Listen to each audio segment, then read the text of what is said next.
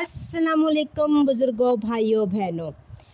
बेशक हया और ईमान आपस में मिले हुए हैं। जब एक उठ जाता है तो दूसरा भी उठा लिया जाता है। आज के दौर में मुख्तलिफ़ ज़राए को इस्तेमाल में लाकर बेहयाई को फ़रोग़ दिया जाता है, जिससे माशरे में बगार की कई सूरतें पैदा हो रही हैं। इनसे बचने की अशद ज़रूरत है। इसमें कोई शक नहीं कि हया हमेशा भलाई पैदा करती है। हया से वक़ार हासिल होता है, हया से सकनियत हासिल होती है। हया ही वो सिफ़त है जिसकी वजह से इंसान पाकीज़ा और साफ़ सुथरी ज़िंदगी गुजारता है। अहले ईमान के लिए ज़रूरी है कि वह हया की सिफ़त को अपनाने की कोशिश किया करे। हया सरासर खैर है।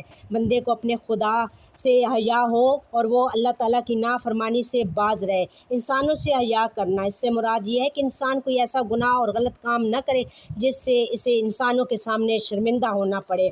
हया भी है कि इंसान अपनी ख्वाहिशात नफ्स और मुनकरात पर काबू पाए। आप मेरे चैनल को